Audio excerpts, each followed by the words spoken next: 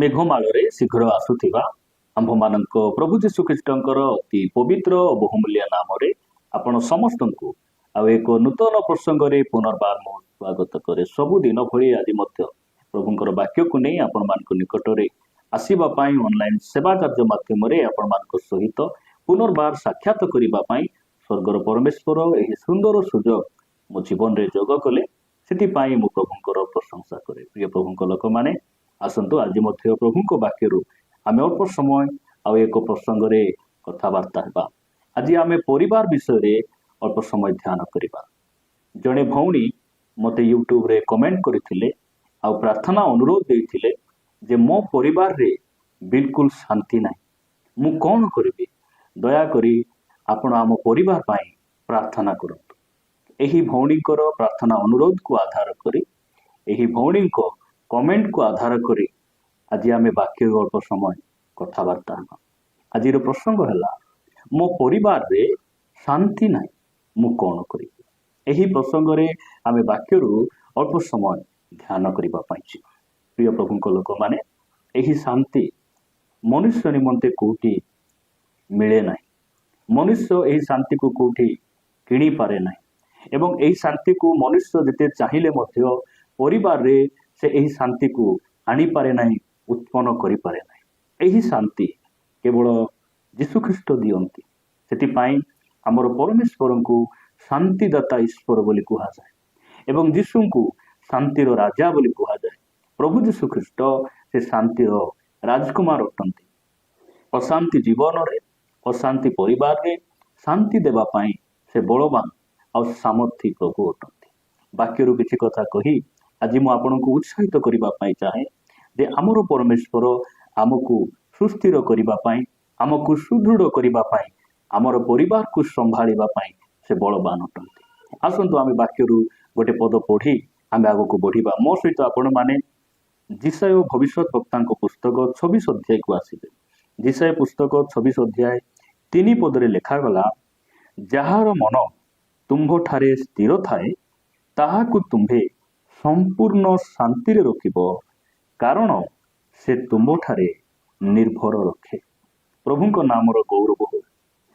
ବାକ୍ୟ କହେ, କେତେବେଳେ ପରମେଶ୍ୱର ଜଣେ ବ୍ୟକ୍ତିକୁ, ଜଣେ ପରିବାରକୁ ସେ ସମ୍ପୂର୍ଣ୍ଣ ଶାନ୍ତିରେ ରଖିବେ? ଯେତେବେଳେ ଆମେ ତାହାଙ୍କ ବାକ୍ୟରେ ଆମର ମନକୁ ସ୍ଥିର କରି ରଖୁ, ଯେତେବେଳେ ଆମେ ତାହାଙ୍କ ଉପରେ ନିର୍ଭର ରଖୁ, ସେତେବେଳେ ପରମେଶ୍ୱର ଆମକୁ ସମ୍ପୂର୍ଣ୍ଣ ଶାନ୍ତିରେ ରଖିବେ। ଦୁନିଆ ଅଶାନ୍ତିରେ ପରିପୂର୍ଣ୍ଣ ହେଲେ ମଧ୍ୟ, ଦୁନିଆର ପରିସ୍ଥିତି ଭୟଙ୍କର ହେଲେ ମଧ୍ୟ ସେ ଆମକୁ ଶାନ୍ତିରେ ରଖିବେ। କେତେବେଳେ? ଯେତେବେଳେ ଆମେ ତାହାଙ୍କର ବାକ୍ୟରେ ଆମେ ମନୋଯୋଗ କରିବା, ଆମର ମନକୁ ସ୍ଥିର କରି ରଖିବା, ସେତେବେଳେ ଆମ ପରିବାରରେ ଶାନ୍ତି ଆସିବ। ପ୍ରିୟ ପ୍ରଭୁଙ୍କ ଲୋକମାନେ, ଅନେକ ସମୟରେ ଅନେକ ଭାଇ ଭଉଣୀମାନଙ୍କର ଚିନ୍ତାଧାରା, ଘର ଖଣ୍ଡେ ହେଲେ ଶାନ୍ତି, ଘର ବାନ୍ଧିଦେଲୁ ମାତ୍ର ଘରେ ଖଟିଆ ହେଲେ ଟିକେ ଶାନ୍ତି, ଫ୍ରିଜ ଟିକେ ଆଣିଲେ ଶାନ୍ତି, ଘରେ ଟିକେ ଆମେ LCD ଲଗାଇଲେ ଶାନ୍ତି, ଗାଡ଼ି ଟିକେ କିଣିଲେ ଶାନ୍ତି, ମୁଁ ବାହା ହେଲେ ଟିକେ ଶାନ୍ତି, ବାହା ହେଲେ ହେବ କି ପୁଅ ଝିଅ ଟିକେ ହେଲେ ଶାନ୍ତି। ଏହି ପ୍ରକାର ମନୁଷ୍ୟମାନଙ୍କର ବିଭିନ୍ନ ପ୍ରକାର ଚିନ୍ତାଧାରା ଗୁଡ଼ିକ ମନରେ ଆସେ। କିନ୍ତୁ ପ୍ରିୟ ଭାଇ ଭଉଣୀମାନେ, ଆମେ ଗୋଟେ ବିଷୟ ମନେ ରଖିବା, ଆମର ପରିବାରରେ ଯେକୌଣସି ବିଷୟ ଥିଲେ ମଧ୍ୟ, ଆମର ଘର ସୁନାରେ ପରିପୂର୍ଣ୍ଣ ହେଲେ ମଧ୍ୟ, ବିଭିନ୍ନ ବସ୍ତୁରେ ଆମର ଘର ପରିପୂର୍ଣ୍ଣ ହେଲେ ମଧ୍ୟ, ଯଦି ଆମର ପରିବାରରେ ଯୀଶୁ ନାହାନ୍ତି, ଆମର ପରିବାରରେ ପରମେଶ୍ୱରଙ୍କ ବାକ୍ୟ ନାହିଁ, ତାହେଲେ ଆମେ କେବେ ମଧ୍ୟ ଶାନ୍ତିକୁ ପ୍ରାପ୍ତ କରିପାରିବା ନାହିଁ, କେବେ ମଧ୍ୟ ଆମେ ଶାନ୍ତି ପାଇପାରିବା ନାହିଁ। ଏହି ସ୍ଥାନରେ ଲେଖାଯାଏ ଯେ ଯାହାର ମନ ପ୍ରଭୁଙ୍କ ଠାରେ ସ୍ଥିର ଥାଏ, ପରମେଶ୍ୱର ତାହାକୁ କ'ଣ କରିବେ? ସମ୍ପୂର୍ଣ୍ଣ ଶାନ୍ତିରେ ରଖିବେ। କାହିଁକି ଶାନ୍ତିରେ ରଖିବେ? କାରଣ ସେ ବ୍ୟକ୍ତି ଦୁନିଆ ଉପରେ ତାର ନିର୍ଭର ନାହିଁ, ଚାକିରି ଉପରେ ନିର୍ଭର ନାହିଁ, ନିଜର ଶକ୍ତି, ନିଜର ବୁଦ୍ଧି ଉପରେ ନିର୍ଭର ନାହିଁ, ନିଜର ସୁନା ଗହଣା ଉପରେ ନିର୍ଭର ନାହିଁ। ସେ ବ୍ୟକ୍ତିର ନିର୍ଭର ପ୍ରଭୁଙ୍କ ଉପରେ। ଆଉ ପରମେଶ୍ୱର କ'ଣ କରିବେ? ସେହି ପରିବାରକୁ ସେ ଶାନ୍ତିରେ ରଖିବେ। ଆଜି ଯଦି ଆମେ ଗୋଟେ ଅଶାନ୍ତି ଦେଇ ଯାଉଛୁ, ଆଜି ଯଦି ଆମେ ପରିବାରରେ ଏକ ଭୟଙ୍କର ପରିସ୍ଥିତି ଦେଇ ଯାଉଛୁ, ଆମେ କ'ଣ କରିବା ଆବଶ୍ୟକ ରହିଛି? ପ୍ରଭୁଙ୍କ ଆଡ଼କୁ ଆମେ ଅନେଇବା ଆବଶ୍ୟକ ରହିଛି। ଆମେ ସମ୍ପୂର୍ଣ୍ଣ ତାଙ୍କ ଉପରେ ବିଶ୍ୱାସ ରଖିବା ଆବଶ୍ୟକ ରହିଛି, ନିର୍ଭର ରଖିବା ଆବଶ୍ୟକ ରହିଛି।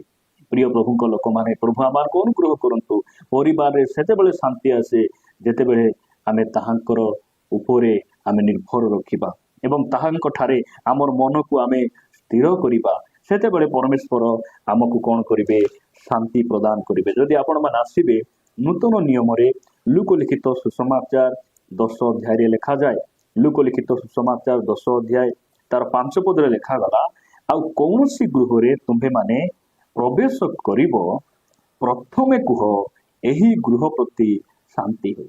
जो समय रे आपण शिष्य मान को प्रभु यीशु ख्रीष्ट से नियुक्त कले आउ वाक्य प्रचार निमंते से प्रेरण करुछंती सेवा कार्य निमंते पठाउछंती सेही समय से कहउछंती तुमे जेतेबेले गोटे घरे प्रथम रे प्रवेश करिवो आ तुमे प्रथम रे कोन करिवो एही गृह प्रति शांति हो।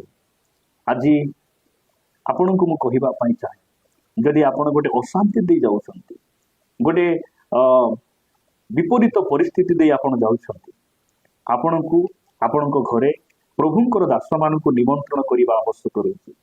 प्रभुंकर दास माने जेतेबेले सत्य सेवक माने अभिषिक्त प्रभुंक दास माने आम परिवार को जेतेबेले आसंती से माने शांति नहीं आसंती से माने आम ठारू किछि नेबा पई आसंती नहीं आमको से माने देबा पई आसंती। अनेक समय रे प्रभुंक दास मान को आम घर को आमे डाकिबा पई कोठी ना कोठी आमे कुंठाबोध करू कोठी ना कोठी आमे बारण करू जे सी आसिले मते दान देबा पई पड़िबो मते चा बनाइबा देबा को पड़िबो मु तांको खाइबा को देबा को पड़िबो एई प्रकार अनेक भाई भणी मानकर मनोभाव किंतु वाक्य कहे जेतेबेले प्रभुंकर दास माने तांकर प्रेरित लोक माने आंभ मान को घर को आसीबे सेही समय रे से माने शांति को नहीं आसीबे शांति को नहीं आसीबे सेतिपाई सेही श्रद्धा आउ सेही स्नेह सेही खुशी आनंद आउ सेही मनोभाव आमनको मध्य थाउ जे प्रभुंकर दास माने आमर घरे आसंतु आमे प्रभु को कहबा प्रभु तुमर मनोनीत दासन को मो परिवार रे पठाओ तुमर अभिषिक्त दासन को मो परिवार रे पठाओ आउ मोर परिवार रे प्रभु तुमे शांति को स्थापन करो शांति को तुमे गठन करो शांति को आम परिवार रे तुमे पठाओ एही प्रकार मनोभाव आमे धारण करबा आवश्यक रही। 6 पद रे लिखा जाए आउ से स्थान रे जदि जने शांतिर पात्र थाए ताहेले तुम्भ मानकर शांति ताहारी ऊपर अधिष्ठान करिवो किंतु जदि न थाए तेबे ताहा तुम्भ मानक निकट को बाहुड़ी आसीबो। प्रिय प्रभुंक लोक माने प्रभुंक दास माने आमको परिवार रे आसिले आम परिवार रे शांति आसे किंतु आमे कोन करिवार अछि से शांति को रिसीव करिवार अछि आमे शांतिर पात्र हेबार अछि आमे प्रभु को कहिबार अछि प्रभु तुमे तुमर दास मान को आनो मते शांति दरकार तुमे शांति देबो प्रभु तुमे शांति दाता ईश्वर एही विश्वास भरोसा रखी आमे ताहांको निकटरे मागिबार आवश्यक रहिछि ताहांको निकटरे आमे निवेदन करिबा आवश्यक रहिछि जद्वारा आमे शांति प्राप्त हेबा। प्रिय प्रभुंक लोक माने प्रभु आमार को अनुग्रह करंतु सेतिपाई प्रभुंकर दास माने आमर घर को आसीबा आवश्यक रहिछि तांकर प्रार्थना तांकर पाद तांकर उपस्थिति आम घरे आवश्यक रही। गोटे घर प्रथम विषय है शांति परिवार रे आम प्रथम आम शांति आमको आवश्यक घरे सबू थाई टंका धन संपत्ति गाड़ी घोड़ा सबू थाई आम परिवार जदि शांति ना ताहले आमर बंचार किसी मूल्य ना। प्रभु जीशु ख्रीष्ट ये पृथ्वी पृष्ठ रे आज को 2025 वर्ष तले एथिपाई आसिले आमे जेपरि ताहांकर स्वर्गीय शांति को पाइबा आमे जेपरि ताहांकर उपस्थिति को पाई आमे दुनियार परिस्थिति विपरीत हेले मध्य आमे जेपरि ताहांकर सहित शांति रे चली परिबा एथिपाई से ए पृथ्वी पृष्ठ को आसे। प्रभु आमान को अनुग्रह करंतु आपण माने पढ़िबे मो सहित लूक लिखित सुसमाचार 7 अध्याय 50 पद रे लिखा गला किंतु से सही स्त्री की कहिले तोहर विश्वास तोते रक्षा करी अछि शांति रे चली जा। एटा को स्त्री को प्रभु यीशु ख्रीष्ट कहउचंती से स्त्री नाम बाइबल कहे पापिष्ठा स्त्री पापिनी स्त्री सिमोन फारुसी सिमोन घरे यीशु ख्रीष्ट जे भजन करुचंती एहा सुनिला परे सेही पापिनी स्त्री पापिष्ठा स्त्री से कौन करुछि यीशु निकट को जाउछि केते पाप करिछि शांति पाइबा पई केते कौन करिछि से शांति पाइबा पई आज ए पुरुष सहित काली से पुरुष सहित आज ए सिनेमा हॉल रे काली से सिनेमा हॉल रे केते कौन जीवन रे कला परे ସେ ଶାନ୍ତି ପାଉନାହିଁ।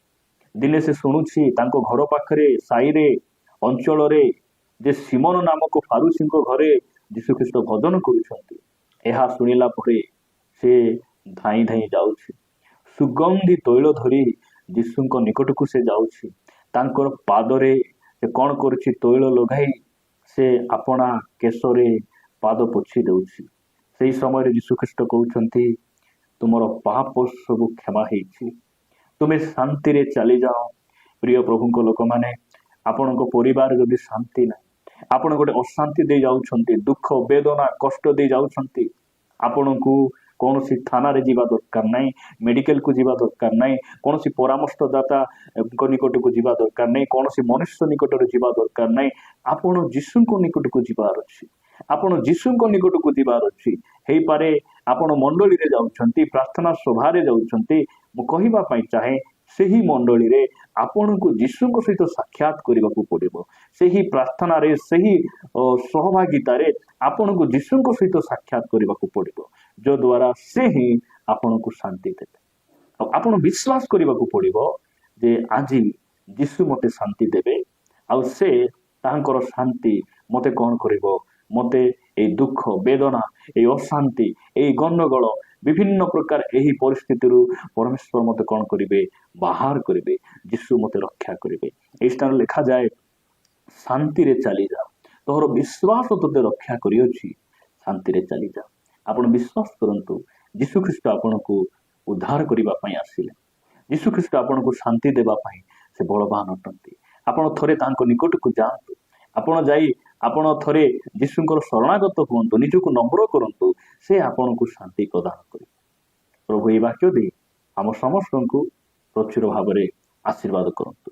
ଆମେନ୍। ଆସନ୍ତୁ ବୋଧେ ପ୍ରାର୍ଥନା କରିବା। ପ୍ରେମିକ ସ୍ୱର୍ଗୀୟ ପିତା, ମୁଁ ତୁମକୁ ଧନ୍ୟବାଦ ଦିଏ। ପ୍ରଭୁ, ତୁମ ବାକ୍ୟ ଦ୍ୱାରା ଆମକୁ କଥା ହେଇଛ। ତୁମ ନାମର ଗୌରବ ହଉ। ବାପା, ଆମ ପରିବାରର ଶାନ୍ତି ସୁନା ଧନ ସମ୍ପତ୍ତି ନୁହେଁ, ଆମ ପରିବାର ଶାନ୍ତି ତୁମେ ଅଟ। ବାପା, ଆମ ପରିବାରକୁ ତୁମେ ଶାନ୍ତି ପ୍ରଦାନ କର, ସୁଦୃଢ଼ କର। ପ୍ରଭୁ, ତୁମେ ସଂସ୍ଥାପିତ କର। ପ୍ରାର୍ଥନା କରେ, ଯେଉଁ ଭଉଣୀ ଜଣକ କମେଣ୍ଟ କରିଥିଲେ, ସେ ଭଉଣୀ ନିମନ୍ତେ ପୁନର୍ବାର ମୁଁ ପ୍ରାର୍ଥନା କରେ, ତାଙ୍କ ଜୀବନରେ ଶାନ୍ତି ବର୍ତ୍ତୁ, ତାଙ୍କର ଯତ୍ନ ନିଅ। ପରିବାର ପ୍ରତ୍ୟେକ ସମସ୍ୟା ଯୀଶୁଙ୍କ ନାମରେ ସମାଧାନ କରି ତୁମେ ଗୌରବ ପାଅ। ପ୍ରାର୍ଥନା ପ୍ରିୟ ପ୍ରଭୁ ଯୀଶୁଙ୍କ ନାମରେ ମାଗୁଛି, ଆମେନ୍। ପୁନର୍ବାର ସମସ୍ତଙ୍କୁ ପ୍ରେଜ୍ ଦ ଲର୍ଡ। ପ୍ରଭୁ ସମସ୍ତଙ୍କୁ ଆଶୀର୍ବାଦ କରନ୍ତୁ। ପ୍ରଭୁଙ୍କ ଅନୁଗ୍ରହ ହେଲେ ଆଉ ଏକ ଅଧ୍ୟାୟରେ ଆମେ ପରସ୍ପର ସାକ୍ଷାତ କରିବା। ରହିବା। ନମସ୍କାର। ଗଡ୍ ବ୍ଲେସ୍ ୟୁ।